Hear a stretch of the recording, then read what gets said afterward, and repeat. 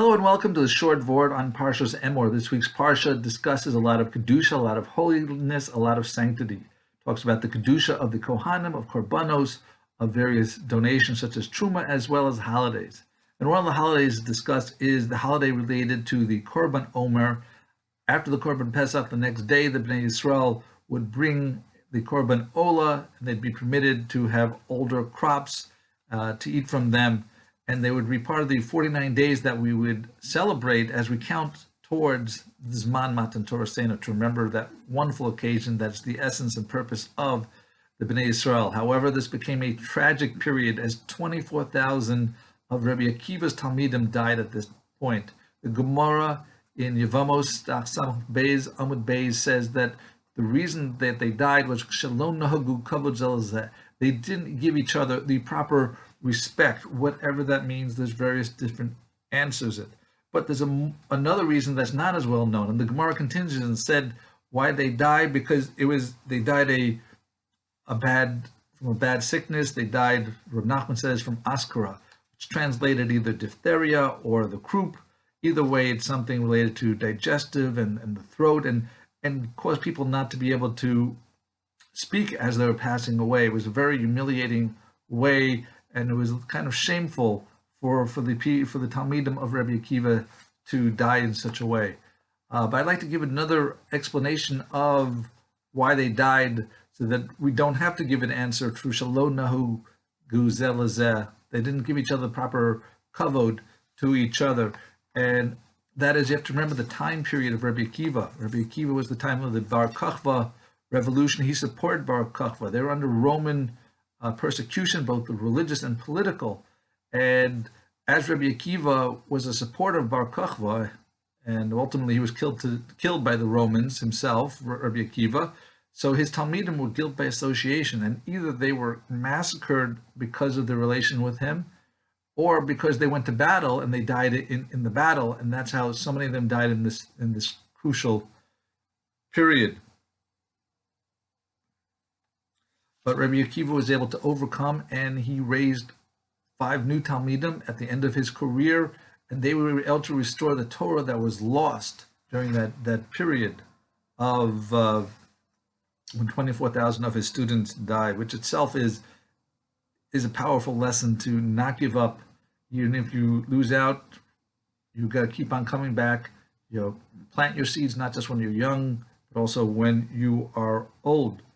So really, we can understand this, and this is based on Rav Sharira Goan, and later on, more recently, Rav Yosef Elio Henkin in the 20th century, that this was there were censors, as we know, for the Gemara, and they couldn't express themselves they wanted to, and therefore this was a code to say that Shalom Nahagu Kavod Zelazeh was a code so that they wouldn't be harassed further by the Roman censors and government.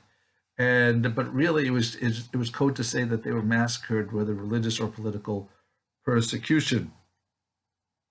Now, going back to Shalom Nahagu Kavod Zelazeh, is that enough reason for them to be killed? So if you look at the Koheles ArtScroll edition, so the Midrash Rabbah there in the 11th Parsha says that for people who were supposed to be part of the Masorah of the Torah Shebaal Peh, Rabbi Akiva was part of that chain, and he was going to give it to his students. He was someone who was perfect. Essentially, he was the Baal Tshuva. He became the greatest. He could have replaced Moshe Rabbeinu in certain levels. And in order to continue the chain, you had to be on such a high level of perfection that you couldn't afford to have the lack of proper respect for each other. Because one of the 48 ways, and during the 49 days towards Shavuos, that we're counting, so 48 days or 48 ways to be Kona Torah, and one way to do one day is there for Chazara. So one of that ways is Dibuk Chaverim, to be close with their friends, and they weren't.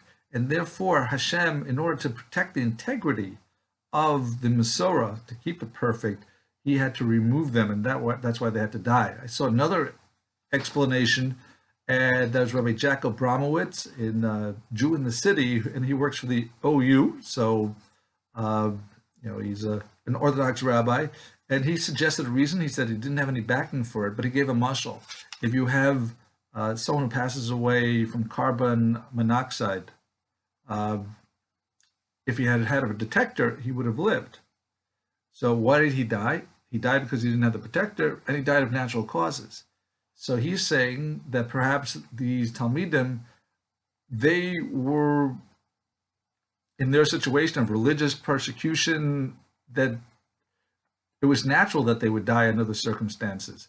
However, if they had had this higher level and they had been noe covered with zilazeh, they would have had that carbon monoxide protector, something to protect them from being punished. And because they didn't have that proper midah, that's why they didn't get that extra special protection.